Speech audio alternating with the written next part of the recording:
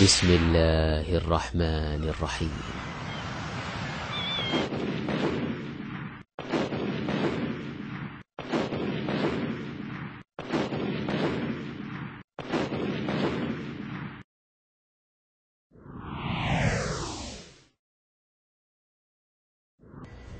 حضرات، گزشتہ درس میں اسی مسجد سے ایک آواز حق بلند ہوئی اور اللہ کے فضل و کرم سے گمراہی کے دبیز پردوں کو چیرتی ہوئی چلی گئی، کیونکہ ہمارا مقصد حق کی آواز کو بلند کرتے ہوئے ان حقائق سے آپ کو متعارف کرانا ہے جن کے اوپر گرد و غبار ایسے مبلغین نے ڈال دیا ہے جو اس دنیا میں امام معصوم کے درجے پر فائز ہو چکے ہیں۔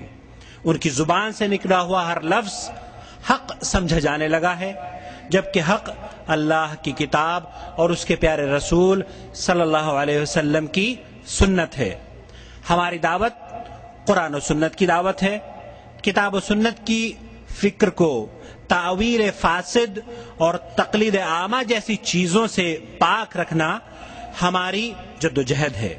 ہم کسی شخص پر تنقید نہیں کرتے، البتہ یہ بھی ضروری ہے کہ قرآن و سنت کی بالادستی کے لیے اس اسلوب کو اخذ کرتے ہیں، اس اسلوب کو اپنائیں جو ہمارے اسلاف نے کیا ہے۔ حضرت امام ابن تیمیہ رحمۃ اللہ علیہ نے مجموعۃ الفتاوی میں نقل کیا ہے، محمد ابن بندار السباق رحمۃ اللہ علیہ نے فرمایا کہ میں نے امام احمد ابن حنبل رحمۃ اللہ علیہ سے کہا کہ کسی کو ضعیف یا کذاب کہتے ہوئے میں اپنے اوپر ناگواری محسوس کرتا ہوں، تو امام احمد ابن حنبل رحمۃ اللہ علیہ نے فرمایا اگر تم چپ رہے اور میں چپ رہا تو جاہل کو صحیح اور غلط کے بارے میں کون بتلائے گا؟ اور بقول شاعر، دستار کے ہر تار کی تحقیق ہے لازم، دستار کے ہر تار کی تحقیق ہے لازم، ہر صاحب دستار معزز نہیں ہوتا۔ مولانا طارق جمیل، مولنا شریف کا ایک دربار ہے، وہاں پر گئے، گدی نشین سے ملاقات ہوئی۔ گدی نشین نے کہا کہ آئیے ہمارے عرس پہ تشریف لائیے، تو یہ اپنے 25 امیروں کو لے کر مولنا شریف کے خطاب فرمانے کے لیے اس دربار پہ عرس والے دن 19 اور 20 اپریل کو پہنچے۔ صاحب وہاں پر پہنچے اور گدی نشین نے مولانا طارق جمیل کے بارے میں کہا کہ میں نے صاحبزادہ حفیظ الرحمان بریلوی کی تقریر سنی اور مولانا طارق جمیل کی تقریر سنی، ایک بریلوی کی تقریر سنی، ایک دیوبندی حضرت کی تقریر سنی، مجھے ان دونوں کے درمیان حد دیوار، فاصل، بننا، کہتا یہ بڑے لفظ ہیں، مجھے تھوڑی سی بننی بھی نظر نہیں آئی۔ طارق جمیل صاحب فرماتے ہیں، غور کیجئے، کہتے ہیں پہاڑ پر، کوہ طور پر نور کی ایک تجلی گری تو موسیٰ علیہ السلام زمین پہ گر گئے۔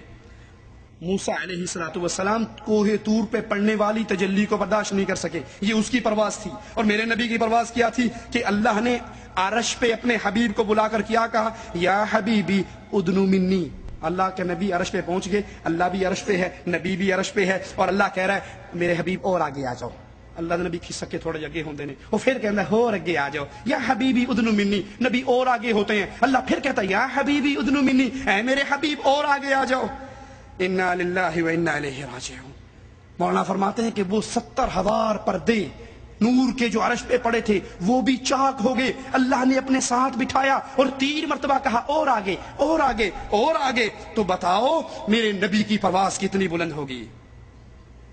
پہلی بات، مولانا کاش آپ نے یہ قصہ سناتے ہوئے کسی ایک حدیث کا نام ہی بیان کر دیا ہوتا کہ یہ حدیث فلاں کتاب کے اندر موجود ہے جس سے میں نے یہ قصہ پڑھا۔ پہلی بات، اللہ اپنی صفت علوم میں تنہا ہے، یکتا ہے، اللہ اپنے عرش پر مستوی ہے، اللہ کی کوئی مخلوق اللہ کے عرش پہ نہیں جاتی۔ اور دوسری بات، قیامت کی دیواروں تک مولانا طارق جمیل اس قصے کا، اس جھوٹے واقعے کا کوئی ثبوت نہیں دے سکتے، کہیں پر اس کی دلیل نہیں مل سکتی۔ ہاں انہی کے بھائیوں سے مل سکتی ہے۔ مولوی طاہر القادری صاحب کی میں ایک CD دیکھ رہا، اس کے اندر وہ میرا لاہور میں ایک تقریر کی، انہوں نے معراج کا واقعہ بیان کیا، اور اس واقعے میں کہتے ہیں کہ اللہ کے رسول صلی اللہ علیہ وسلم چلے، مسجد اقصی سے چلے، نور کا چولا اتار دیا، بشریت کا چولا اتار دیا، عرش مولا پر پہنچے، نورانیت کا چولا اتار دیا، عرش مولا سے اور اوپر گئے۔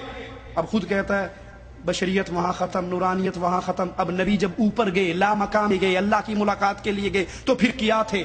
نہ نور تھے نہ بشر تھے، پھر کیا تھے؟ تو شیر پڑتا ہے ہکے ہکے ہکے جڑا ہی ہک کو ڈو جانے او کافر تے مشرک ہے. کہ اللہ اور محمد عرشوں سے اوپر جا کر ایک ہو گئے، جو دو کہے گا وہ کافر ہے. اور پھر ایک کیسے ہوئے؟ وہ کہتا ہے اللہ کے نبی نے عرش کو چھوڑا، اللہ نے کہا عرش کو چھوڑ، آگے آ. پھر نبی اور آگے گئے، اللہ اوپر سے اتر رہا ہے، نبی نیچے سے جا رہے ہیں. یہاں پہنچتے پہنچتے نبی نکڑ پہ پہنچے، اللہ باہر آیا، اپنے حبیب کو کہا حبیب اندر آ، حبیب اندر آ، بڑی پیاری جگہ ہے. حبیب اندر آیا، اللہ نے دروازہ بند کر دیا. کہا اس کے بعد کیا ہوا تمہیں کوئی خبر ہی نہیں ہے.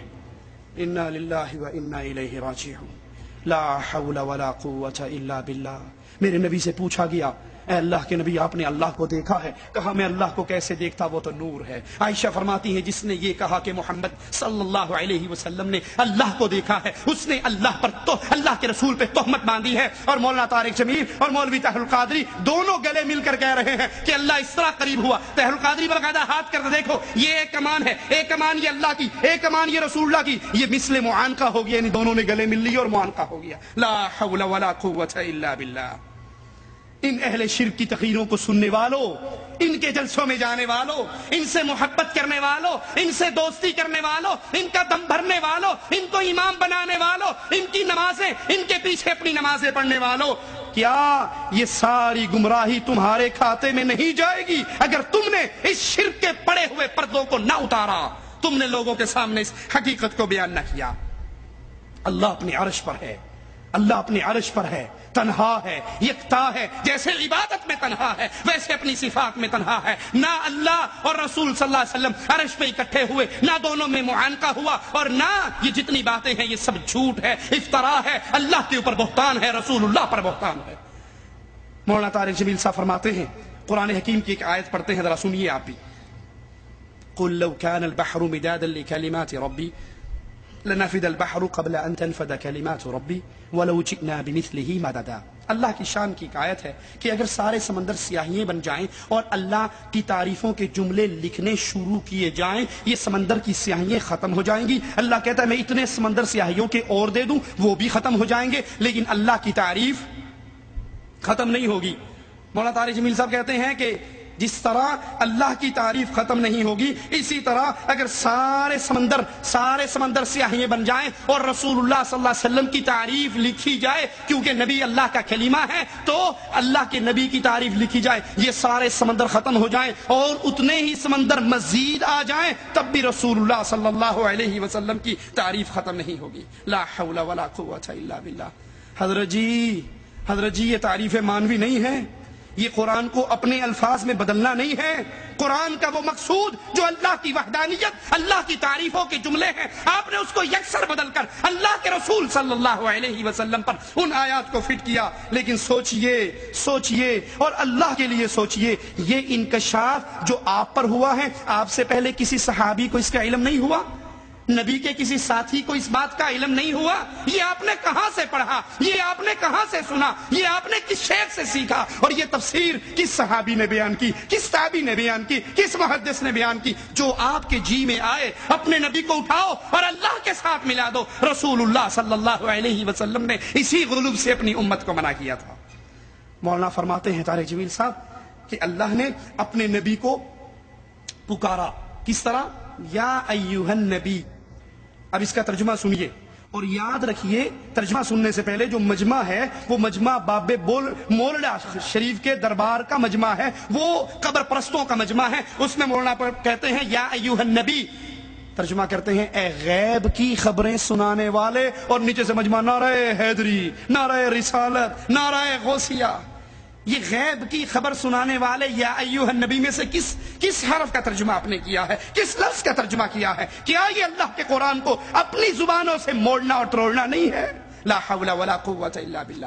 اگر یہ مطلب ہے، جیسے طاہر القادری صاحب کی جماعت کہتی ہے کہ ہر نبی کو نبا ہوتی ہے، ہر نبی کو نبا سے مراد غیب، ہر نبی کو نبا ہوتی ہے، تو چونکہ یا ایھا النبی سے مراد اے نبا والے، تو غیب کی خبر تو اگر ہر نبی کو نبا ہوتی ہے، نبوت سلیمان علیہ السلام کے پاس ہے، نبا ہدہد کے پاس ہے، تو کیا ہدہد کو بھی نبوت کا درجہ دو گے؟ کہو گے ہدہد علیہ السلام؟ جی بات، یہ ترجمہ شیخ الہند نے نہیں کیا، یہ ترجمہ اشرف علی تھانوی صاحب نے بھی نہیں کیا، یہ ترجمہ مفسرین جو انہوں نے قرآن کا ترجمہ کیا اور اپنی من گھڑت تفسیریں لکھی ان میں صرف احمد رضا خان بریلوی نے یہ ترجمہ کیا ہے، یا ایھا النبی کا، اے غیب کی خبر سنانے والے۔ اس کے علاوہ کسی دیوبندی نے بھی یہ ترجمہ نہیں کیا، لیکن افسوس مولوی طارق جمیل صاحب پر، جنہوں نے مجمع کو اکٹھا کرنے کے لیے اللہ کے قرآن کے تراجم کو بدل ڈالا اور وہ